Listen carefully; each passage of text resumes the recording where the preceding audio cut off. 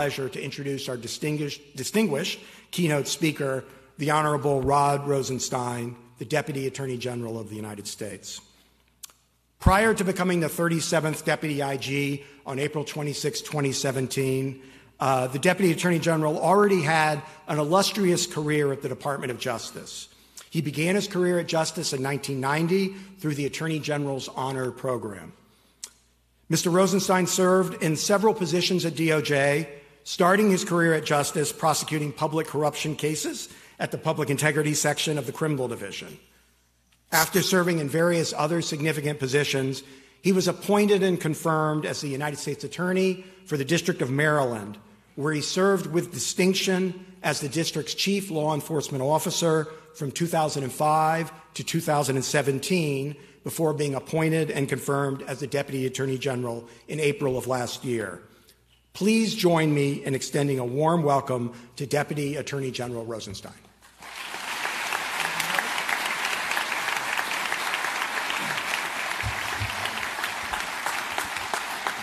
Thank you very much. Special thanks to Rob Storch. The first time I followed Rob to a podium was about 30 years ago when we tried cases together as relatively young trial attorneys with the Public Integrity Section of Maine Justice. And I can tell you that even as a young lawyer, Rob consistently impressed everyone with his insight and wisdom. And I'm very proud that he is now in the position as the first Senate-confirmed Inspector General for the National Security Agency. I also want to thank OMB Deputy Director Margaret Weichert for her service as Executive Chair of the Council, Inspector General Michael Horowitz for chairing the Council and for his extraordinary work as Inspector General of the Department of Justice, and National Science Foundation, IG Allison Lerner, the Council Vice Chair. Allison and I worked together on several cases in Maryland combating grant fraud. I'm also grateful to Wendy Lagarda, Inspector General for the Farm Credit Association, for co-chairing this ceremony. It's an honor for me to join with America's Inspectors General, along with the supervisors, auditors, investigators, attorneys, and staff who help to promote integrity in government. I want to extend a special welcome to the family members and friends who are here today to support our award recipients. And most of all, I want to congratulate the award winners for your remarkable accomplishments. All executive branch employees take the same oath of office. Most people are familiar, at least with the first clause of our oath, the requirement to support and defend the Constitution of the United States against all enemies, foreign and domestic.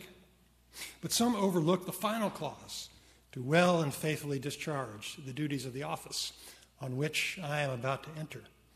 The first obligation is generic. It imposes a duty to pursue the national interest over any private interest. That applies equally to all government employees. But the final clause is specific. Everybody recites the same words, but the meaning varies. In order to well and faithfully discharge the duties of the office, you need to understand its unique responsibilities. What is the mandate of your agency? What is the mission of your component? And how do you add value? You need to know what you stand for. In the Inspector General community, your mission is to combat waste, fraud, and abuse in agency programs and operations. A decade ago, a sports psychologist named Graham Jones published an article called How the Best of the Best Get Better and Better. It considers how human beings manage to keep setting new records, keep improving over the records set in the past. The secret, it seems, is to ignore the limits. Never assume that you're restricted by what has been accomplished before. As a young prosecutor, I learned how to find fraud. You've all been taught about this. Just look for opportunities, the nexus of discretion and profit. Where there is such an opportunity, eventually a greedy and unprincipled person will come along and take advantage of it. But I encourage you, as you go about your work, to keep the Jones article in mind. Never accept the proposition that fraud and corruption are inevitable. Root them out when you find them, and then support constructive changes to eliminate opportunities in the future. The true measure of success in law enforcement is not how many crimes we prosecute, it's how many crimes we prevent. That's just difficult to measure. But operating government agencies with integrity builds public confidence in the rule of law, which is critical to democracy. Your first task as an employee of the Inspector General is to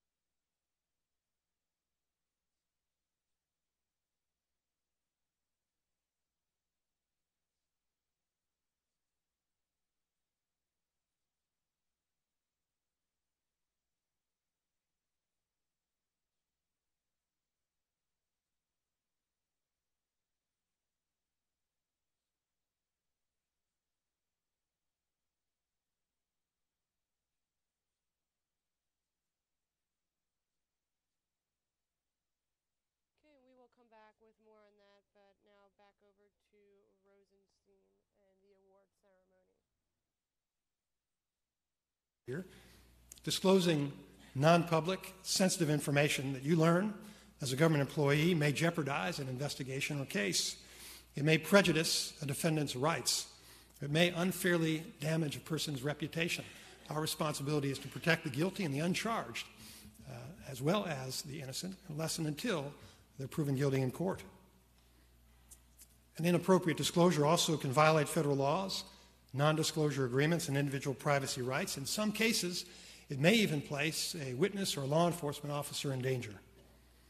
Inspectors general appropriately encourage whistleblowers to come forward, but it's important to make clear that there are lawful ways to report wrongdoing, either to agency supervisors or to internal watchdogs, without making improper disclosures.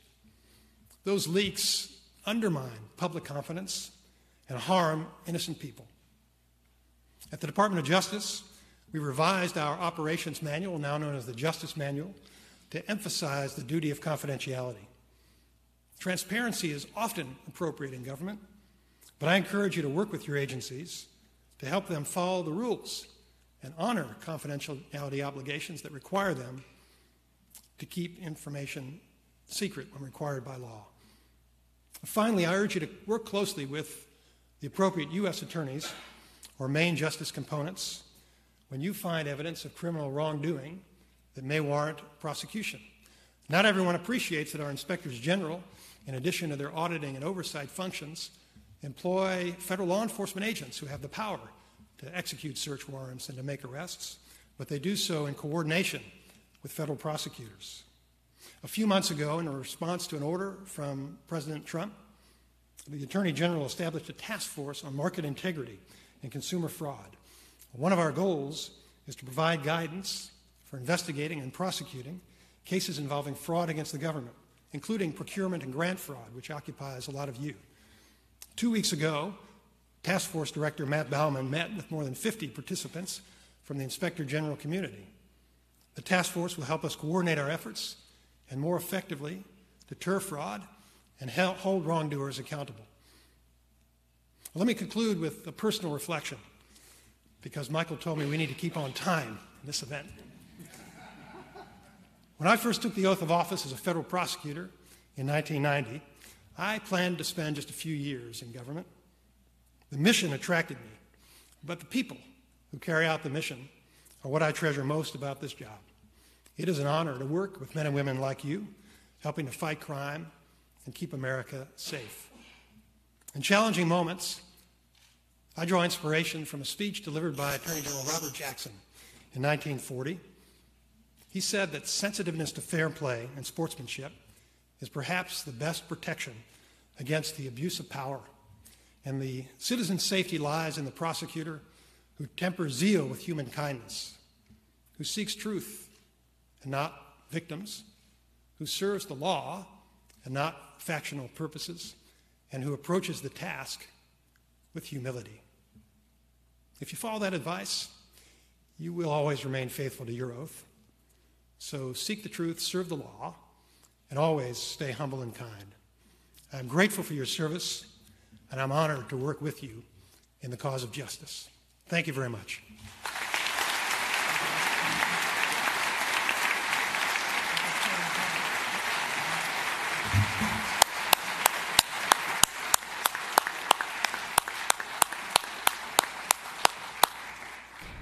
That was Deputy Attorney General thank you for Rod those J. remarks, Deputy Attorney Rosenstein. He's given remarks at the Attorney General's Awards for Distinguished Service in Policing. Invite the Honorable Margaret Weichert, SIGGI's Executive Chair and OMB's Deputy Director for Management, to say a few words.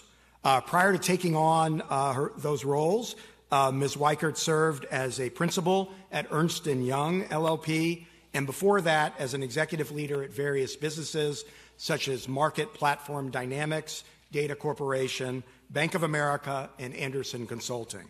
I know we all look forward to hearing her perspective on today's ceremony and the work of the community that it reflects. Please join me in welcoming Ms. Weichert.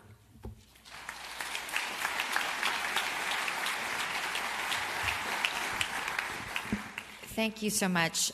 It's a great pleasure and an honor to be here with you today. I have been absolutely edified since coming to government about a year ago with the commitment and dedication of all the people I have met dedicated to the service of our country.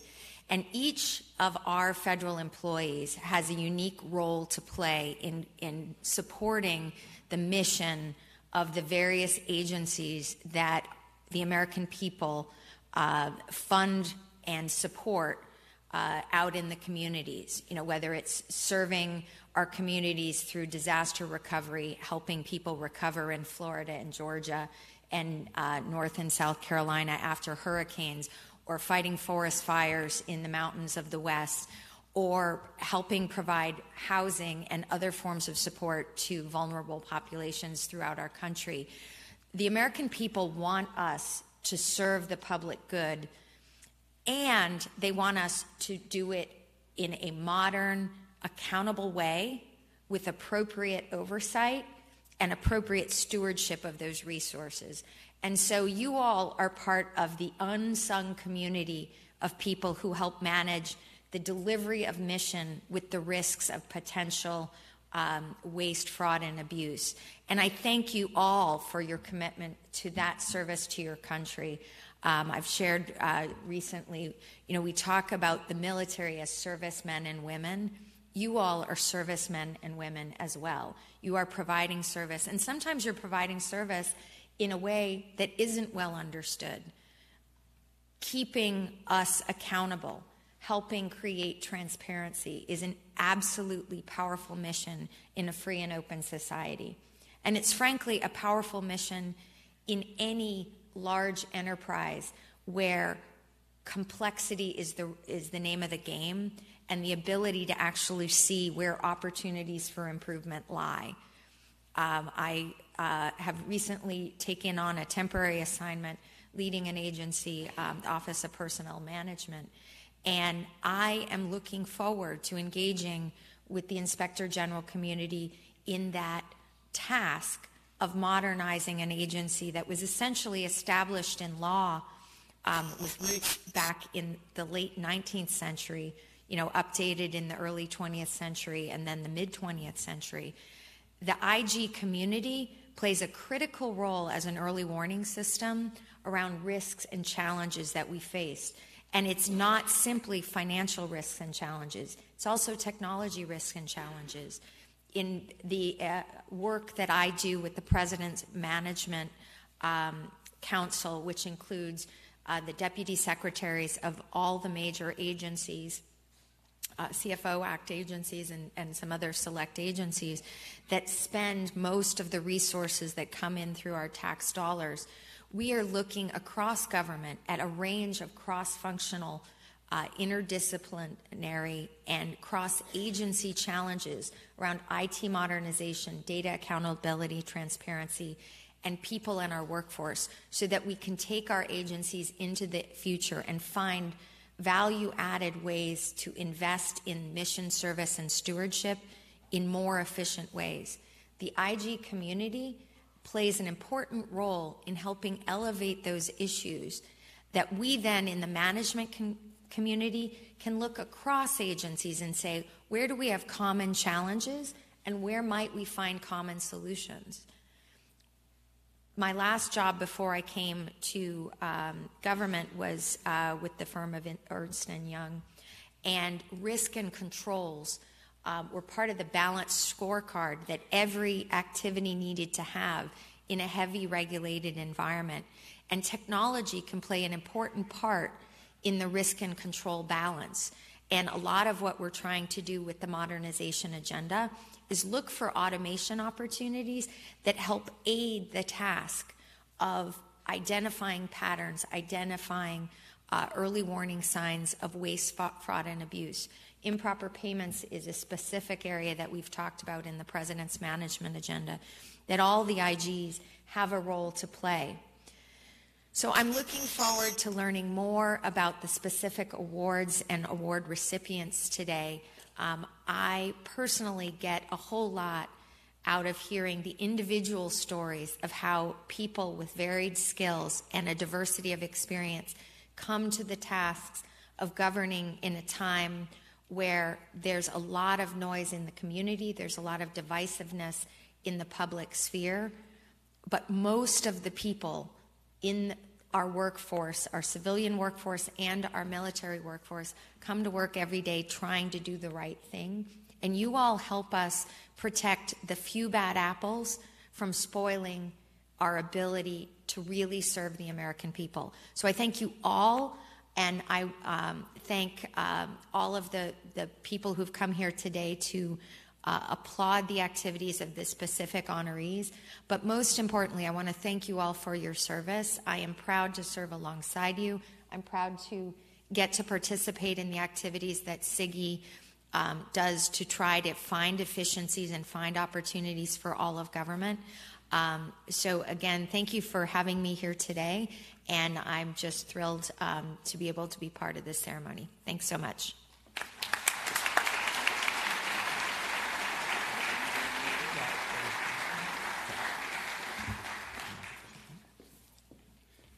So thank you very much for those very insightful remarks. I'd now ask Ms. Weichert to help us present our community's prestigious special category awards.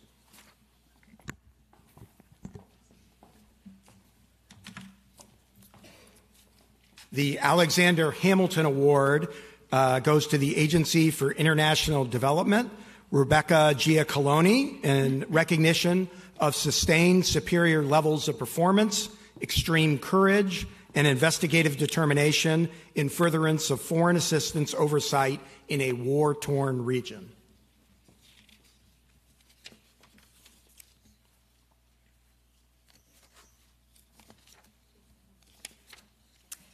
The Gaston L. Gianni Jr. Better Government Award, Department of Veteran Affairs, goes to Charles Millard, accepting for VA Secretary and Delegation Travel to Europe Investigation Team, in recognition of the OIG team's highly scrutinized ethics investigation of the VA Secretary's travel to Europe that resulted in leadership changes, employee retraining, and recovery of taxpayer dollars.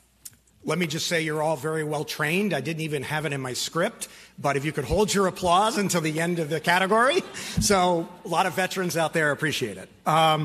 The next award is the Glenn Roth Award for Exemplary Service to the Special Inspector General for Afghanistan Reconstruction.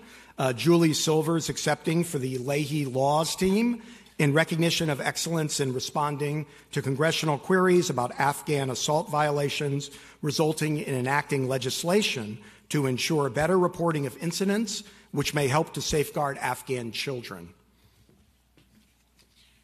The next award is the Setner Award for Dedication and Courage, Agency for International Development. Jessica Abenstein accepting for Syria Investigations Team, in recognition of exceptional and sustained courage and investigative determination in overseeing foreign assistance in a war-torn region.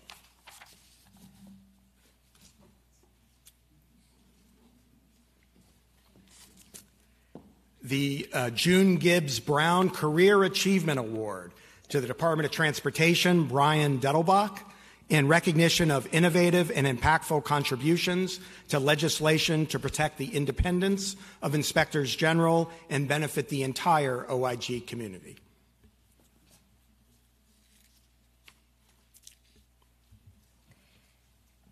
The award for individual accomplishment, National Science Foundation, Alan Boehm. Allison Lerner accepting on behalf of Mr. Boehm, in recognition of his singular contributions to the IG investigative community and his accomplishments as chair and vice chair of the SIGI AIGI committee. The Barry R. Snyder Joint Award, Office of Inspector General Community, John Levinsky accepting for the Oversight.gov team in recognition of the creation of Oversight.gov, a groundbreaking public database of reports and information from federal inspectors general. The initiative represents an important milestone in cooperation and transparency for the IG community. Please join me in a round of applause for our special category award winner.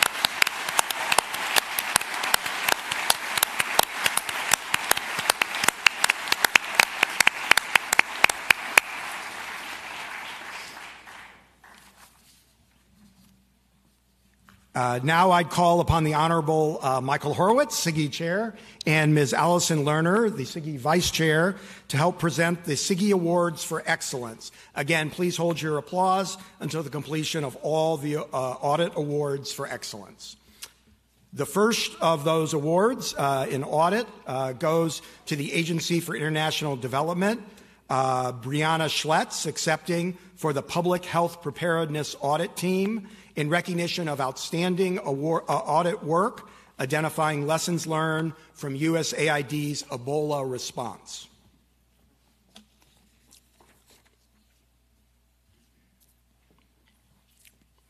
Next award, Department of Agriculture, Corey Bidney, accepting for USDA's Data Act initiative, in recognition of extraordinary efforts in completing the mandatory readiness review and compliance audits of USDA's Data Act implementation and submission.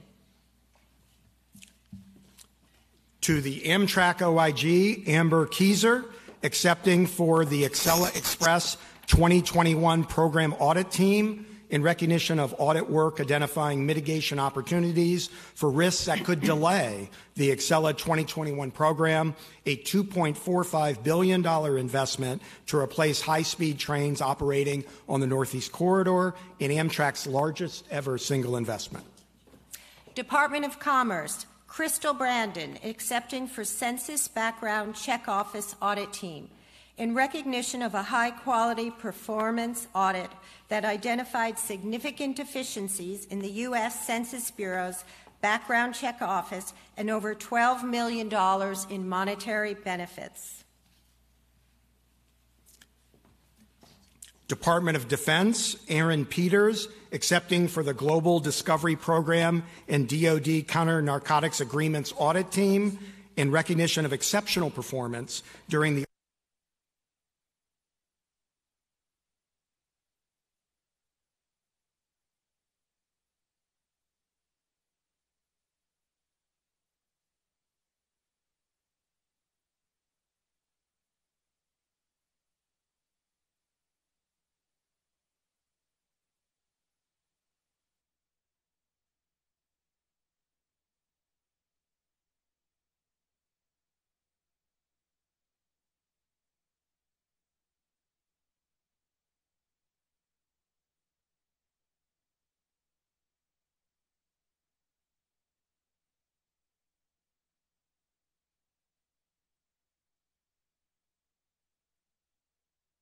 Again, that was a look at the Attorney General Awards for Distinguished Service in Policing. Here's a live look over the Benjamin Franklin Parkway. The Weather Authority tells us it is a sunny, windy Wednesday ahead of a freeze warning. The Philadelphia area is slated for a relatively chilly Wednesday, with clouds in the morning giving way to generally sunny skies in the afternoon.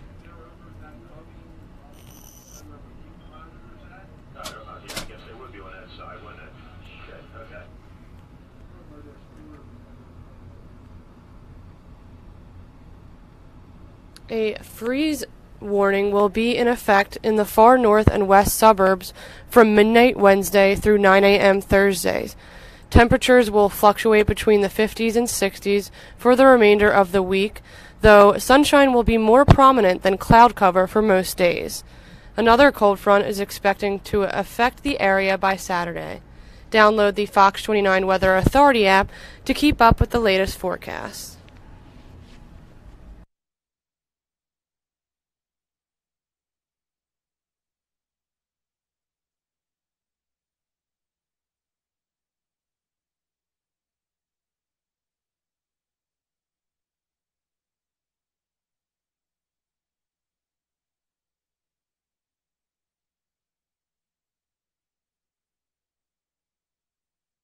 Well, an unsettling warning came out of Bucks County this morning.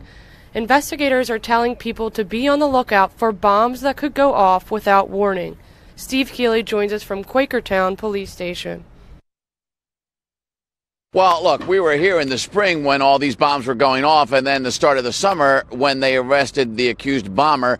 And now here in the fall, and you can see my breath, the air is crisp, temperatures in the 30s. It's Halloween time. That means pumpkins, hay, and scarecrows here at the front entrance of the Borough Hall. But in the Halloween season, concern not for the usual word boo you see here, as in Ghosts and Goblins, but with the added M on the end, potential for a boom, another real scare. The pictures we're showing you now put out yesterday with a warning that all the bombs tossed along all the rural roads of Bucks County in the springtime by the couple charged now and both out on bail may not have exploded. And we're talking at least 30 explosions initially. So if you see anything looking like any of these, pictures found on the couple's phones, and plus one of the real bombs still in their house after their arrest, don't touch, definitely don't pick up, and definitely don't be afraid to call 911. Specific warning the authorities are putting out for here in the greater Quakertown area, but they say especially Milford Township, that's where these two people live, and that's where a guy that was cutting grass for the township on a big tractor, you recall, June 14th, ran over an unexploded bomb, and then it exploded under his mowing deck. And fortunately, he was up on a large tractor, so he didn't get hit with any shrapnel or any of the explosion. But they're also mentioning two other towns. Ottsville, that's 13 miles from where we are, and Upper Black Eddy, which is 20 miles from where we are. So we're talking about still a wide area, very rural countryside. Right around the time as you see this tree here, all the leaves are falling. So everybody's out raking leaves. Leaves are being piled up. Kids are playing in piles of leaves. Something you want to be cautious about. Anything looking like maybe a water bottle, don't touch. It may not just be trash. There may be something inside, and that liquid may not be water, but some chemical explosion that they've used in all the other ones.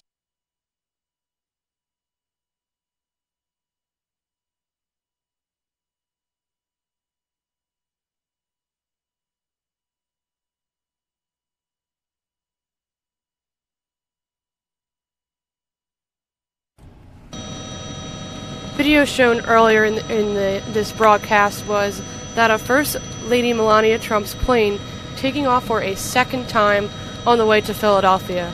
The First Lady's plane was originally landed safely. The plane First Lady Melania Trump was originally on safely returned to Joint Base Andrews Wednesday, shortly after takeoff due to a mechanical issue.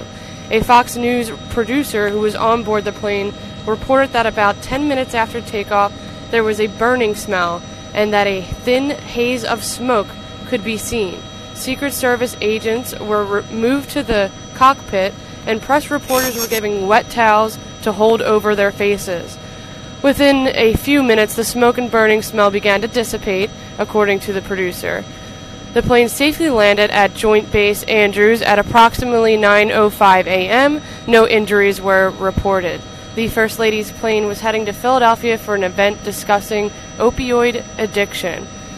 They did board another plane at 9:55 a.m., and that's what we saw earlier. FLOTUS spokeswoman Stephanie Grisham says they will be given more information on the issue after diagnostics are done, but they say that the issue was minor.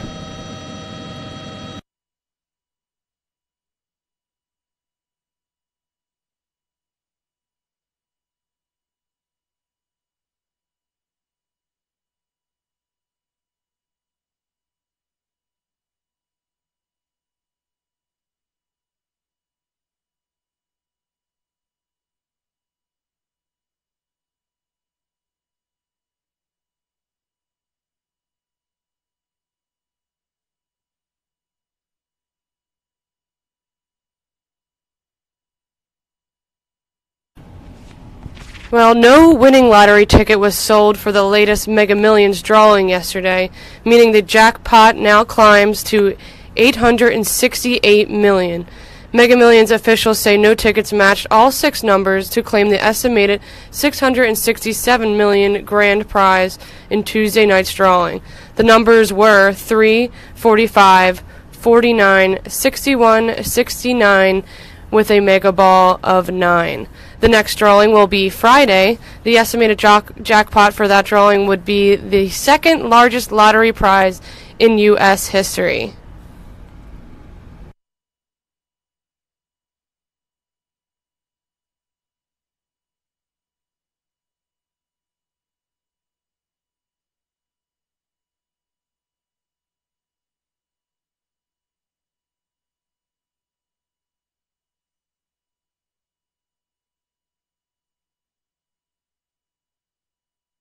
Well, President Trump says he is not rushing to judgment in the disappearance of Jamal Khashoggi.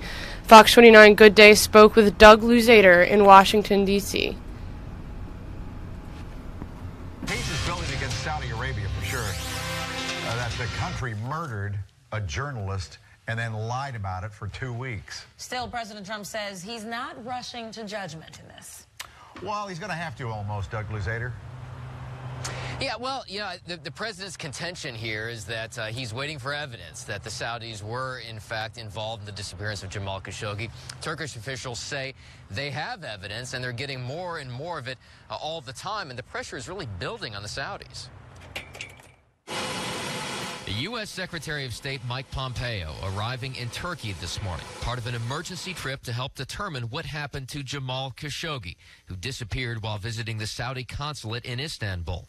The secretary had just been to Saudi Arabia, where officials assured him they did nothing wrong but are investigating. I think that's a reasonable thing to do, to give them that opportunity, and then we'll all get to judge. We'll all get to evaluate the work that they do. The president telling Fox that it comes down to who knew what. And it depends whether or not the king or the crown prince knew about it, in my opinion. Number one, what happened, but whether or not they knew about it. If they knew about it, that would be bad. If they didn't know about it, bad things can happen. But at the same time, he saw some similarities to the sexual misconduct claims against Supreme Court Justice Brett Kavanaugh, telling the AP, here we go again with, you're guilty until proven innocent. I don't like that. But officials in Turkey say their case is strong, that Khashoggi was killed by a Saudi team that may have dismembered his body. And it's enough for some who have been staunch defenders of the Saudis to question the integrity of 33-year-old Crown Prince Mohammed bin Salman, or MBS. Why would you put a guy like me and the president in this box after all the president has done? This guy's got to go. Saudi Arabia, if you're listening, there are a lot of good people you can choose, but MBS has tainted your country and tainted himself. All right, there's no change, though, in the official Saudi position, which is that country was not involved in the disappearance of Khashoggi. And Mike and Alex, that's despite these reports that we keep hearing that the Saudis are on the verge of admitting to his death in connection to an interrogation that just went too far. Well, they haven't said that yet. An interrogation that went too far. And they at one point said an agent went out of control and did it. Wow, that's what they're trying to say. Oh, we didn't do it. Thank you, Doug.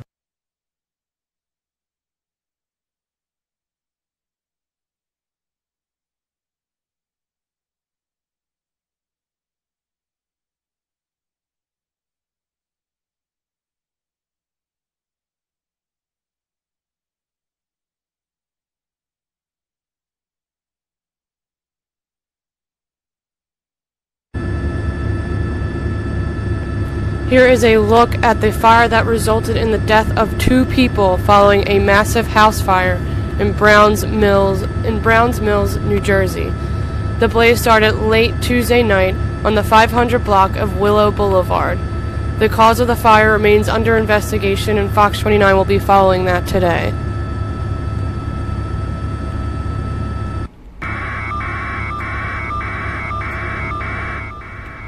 This was the aftermath this morning of the extensive damage done on this house.